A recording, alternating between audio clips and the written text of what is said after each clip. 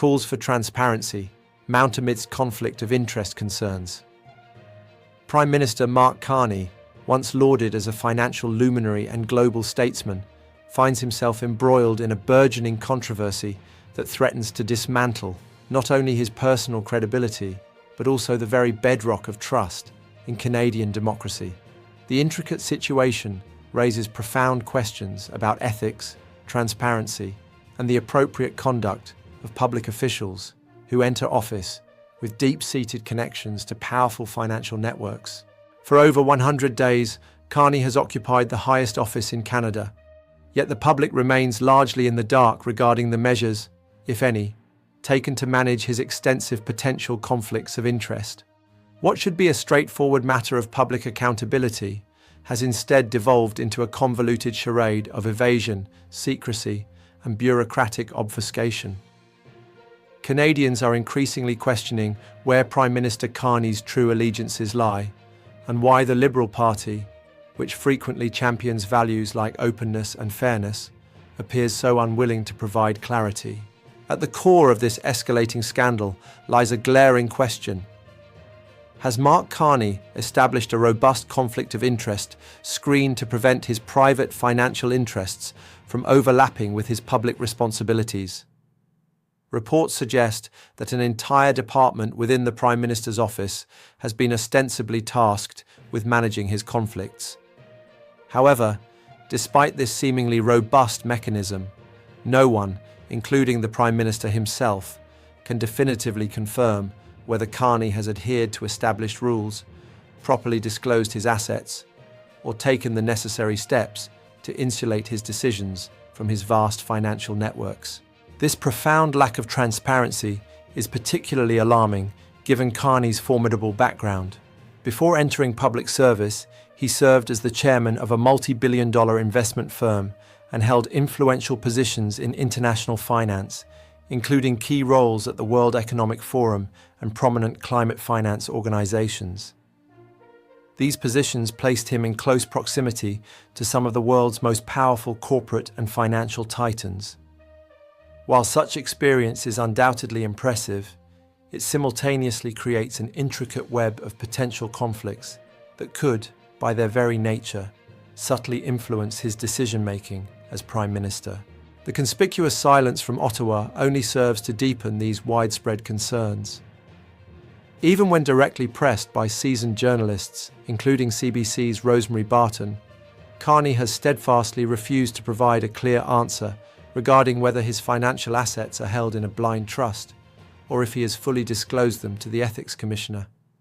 Instead, he has resorted to deflection, offering vague assurances and pointing to unnamed processes that purportedly ensure compliance. But what exactly are these processes? Who oversees them? What do they truly entail? Canadians have been afforded no concrete answers, leaving them to speculate about what might be concealed behind this impenetrable wall of secrecy. This is not merely a matter of personal ethics, it is fundamentally a question of national governance. Carney's perceived inaction and his government's persistent unwillingness to provide transparency call into question the very integrity of decisions being made at the highest echelons of power. With billions of dollars in green energy spending, significant corporate subsidies, and crucial financial regulations currently on the table, Canadians rightfully deserve to know whether these policies are genuinely crafted for the public good, or, conversely, to benefit Carney's former clients, colleagues, and investments. The stakes, by any measure, are enormous. Carney's government has strategically positioned itself as a global leader in the urgent fight against climate change, actively touting ambitious plans for green energy and infrastructure.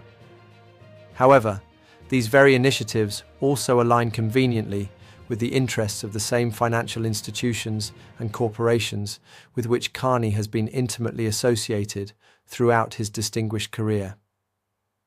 For instance, many of the companies and investment funds actively involved in ESG, environmental, social, and governance initiatives stand to gain significantly from federal subsidies and regulations. Without full and complete transparency, how can Canadians truly trust that these monumental decisions are being made impartially? This is not the first instance of a Liberal government being accused of prioritising secrecy over accountability. The previous Trudeau administration faced its own share of high-profile scandals, from the SNC Lavalin affair to the WE charity controversy. In each of these cases, a discernible pattern emerged: dodge direct questions, deliberately delay transparency, and hope that both the media and the public eventually move on. It now appears that Prime Minister Carney is meticulously following the same playbook, employing bureaucratic jargon and vague reassurances to sidestep the core issue.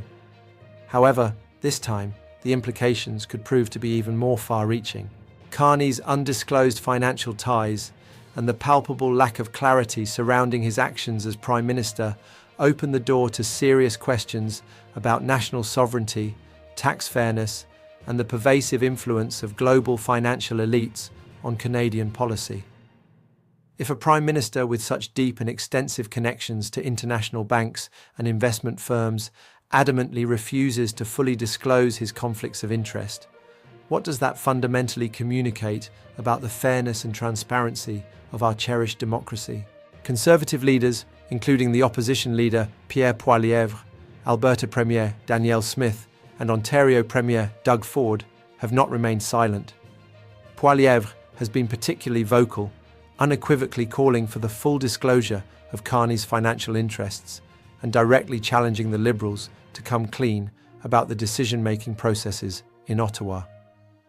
He has framed this issue not merely as a matter of ethics, but as a fundamental question of power. Who is genuinely setting the agenda in Ottawa? Are Carney's policies truly designed to serve the best interests of Canadians, or are they being subtly shaped by the vested interests of his former associates and the global financial elite? Smith and Ford have echoed these profound concerns, particularly within the crucial context of energy policy.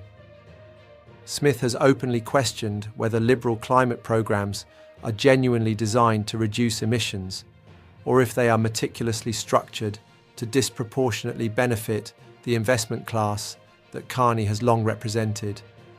Even Ford, who often endeavours to avoid direct clashes with Ottawa, has raised concerns about transparency.